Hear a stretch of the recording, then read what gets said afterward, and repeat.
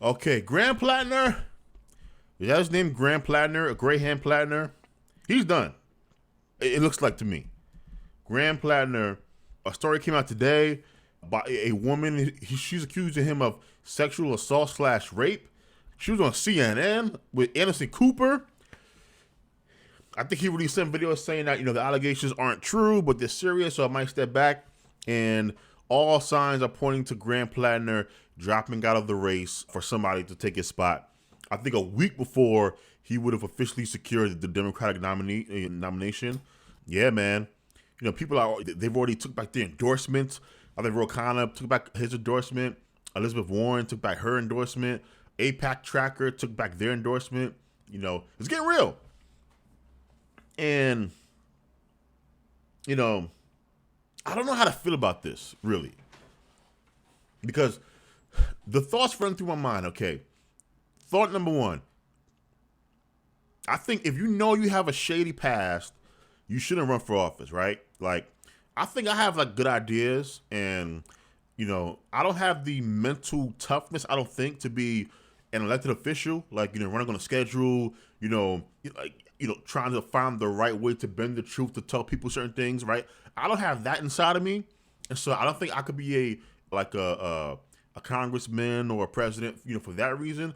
But even if I did have that level of confidence and mental toughness, I've engaged in too much tomfoolery in my life to run for office, right? Yes, I've said some wild stuff about, women, black people, immigrants, I think, right? Some I believe, some I don't believe anymore. Even if I got past that, my life, I have done things, now I've never assaulted anybody. I've never hit anybody, but I've engaged in behaviors that, you kind of want to be defended on the campaign trail, right?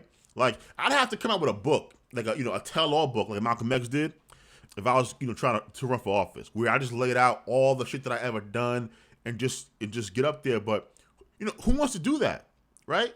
It's why most people don't want to run for office, because who wants somebody digging in their past, with everything that they've gone through?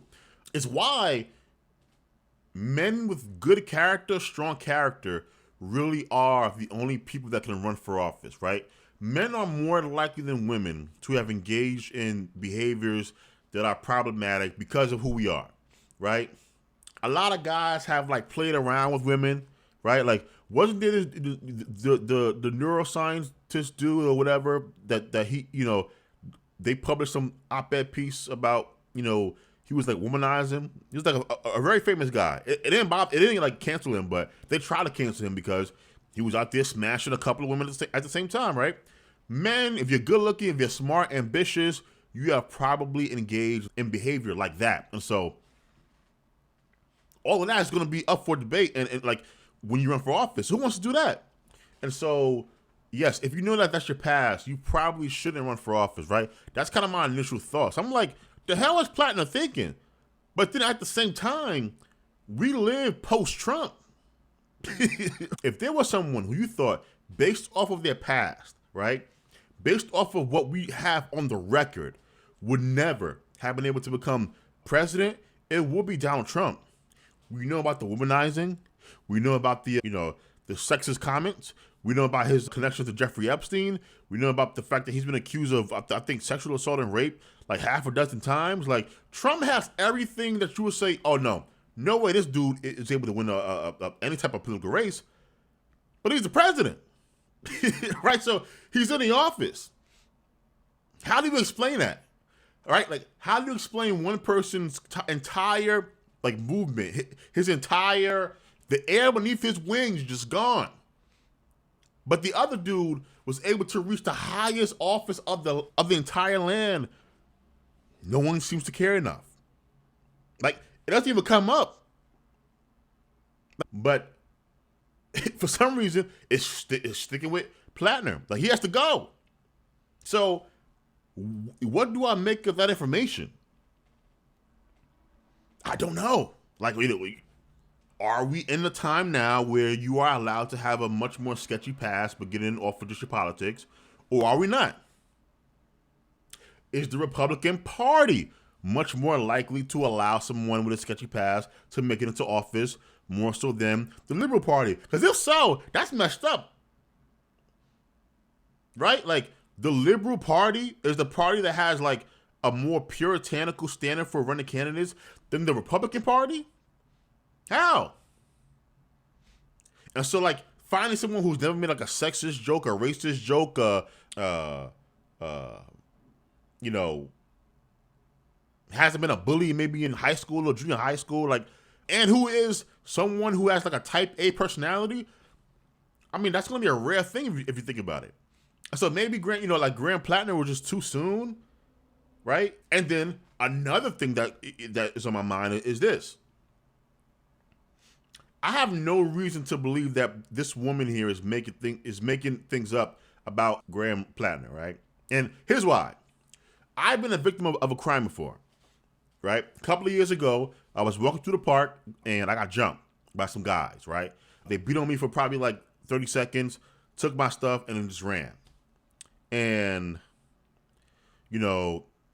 got taken to the hospital, was in the hospital laying on a bed, and the police come by and they're asking you questions and whatever. I think maybe a day or two went by, I got a call from a detective who wanted me to come down and talk to me at the precinct, and never really followed up with him because here's what you don't understand if you personally have never been a victim of a crime. And that is, it is actually a lot of work to report a crime all the way through, right? Now, in my case, I was jumped by some strangers, and that's it. If you are someone who was sexually assaulted, you have to go report it to the police, right? Then you go and you get a rape kit, like a rape kit done on you, right? Where it's all invasive into your personal privacy, whatever, right? Then you have to recount the story a couple of times to the investigators. Then you have to say it again once you get to like your DA probably. You have to say it again in court, right? So following through is a lot of work. Now, in this woman's case, she didn't do that. She kept it to herself. And now she's telling, I think she told the New York Times first, and now she's telling Politico, somebody, about what happened with her relationship with the Platner, right? And so her life is going to be over as far as she'll always be known as the woman who accused Platner of sexual assault, right? Forcing him to drop out probably, and who knows, maybe even lose the seat, right? Dems who were in a pretty decent position to kind of, take the Senate, if they lose, the state, she'll be known as that woman. And so why would she do that? The other side of me, though, is, okay, well, why would you wait until now to say something to anybody? Just being honest. Again, I know this is problematic, but I'm letting you know what crossed my mind, right? You talked to the New York Times. The story didn't kind of come out the way that you wanted it to come out, right? I think she spoke anonymously. And so you wait until the week before he's officially the Democratic nominee, and you drop this story, Politico. In the case of this young woman, you start talking more on the record. You do an interview with Anderson Cooper. Now, this has been your story since the incident happened, right? When he immediately started running, right? Come out with it, say, hey, this guy's not a good guy.